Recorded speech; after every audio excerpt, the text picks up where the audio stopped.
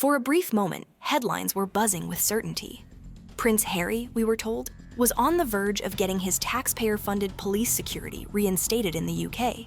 The decision was supposedly locked in, finalized, and ready just in time for his dramatic return to Britain.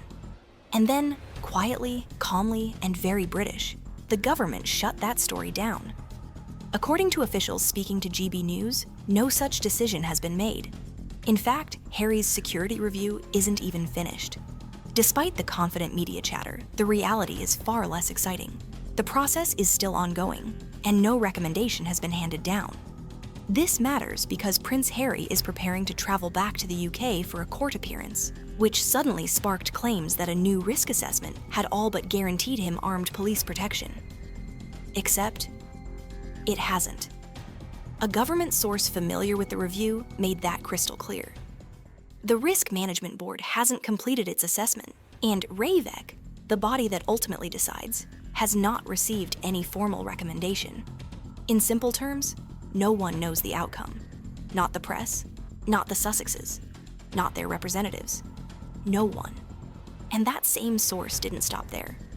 In what can only be described as a masterclass in British understatement, they suggested that these nailed-on media claims looked suspiciously like an attempt to influence public opinion and quietly pressure the review toward a preferred result. Even more pointed, they added that whoever is behind these claims doesn't seem to grasp how transparent and counterproductive that kind of strategy actually is. Message received. Because this entire episode has all the familiar signs of something we've seen before. Say it loudly, repeat it confidently, and hope reality eventually gives in. A kind of manifestation by headline approach, one that doesn't always survive contact with facts. And here's the reality check that keeps getting ignored. Prince Harry has spent the last 6 years traveling freely across the UK, the United States, Canada, Colombia, Nigeria, and even Ukraine, without incident. He's been photographed casually walking around London, reportedly even ringing random doorbells. That's not exactly the behavior of someone under constant, imminent threat. He's also publicly told stories, profitably, about physically confronting his own royal bodyguard in his memoir. At a certain point, it raises an uncomfortable question. Who's protecting whom? What Harry is actually asking for now is extraordinary. He wants state-funded armed protection at a level typically reserved for the monarch, the direct heir, and the sitting prime minister. And here's the part many forget. He didn't even have that level of security before Meghan entered the picture. Back then, Harry had close protection, not armed convoys, police escorts, and blue lights rushing him to nightclubs. The escalation came later, alongside unprecedented media exposure, internal leaks, and non-stop attention. Attention he once thrived on.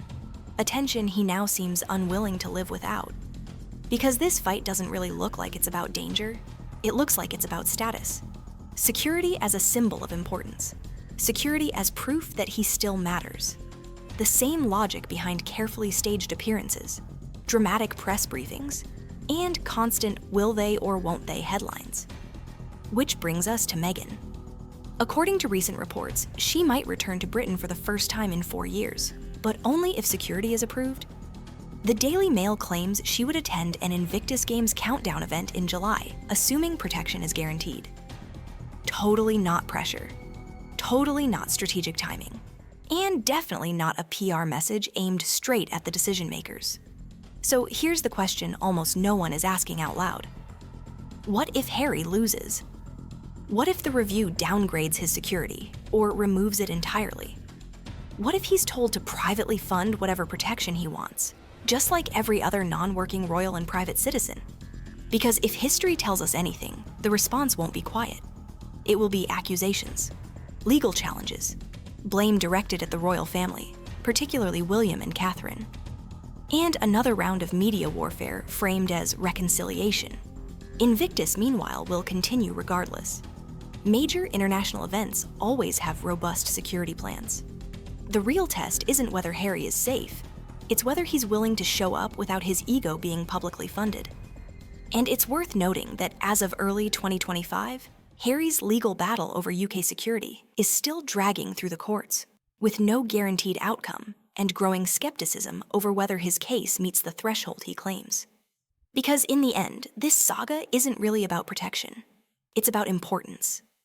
And the loudest sound in this entire story is reality, quietly refusing to bend.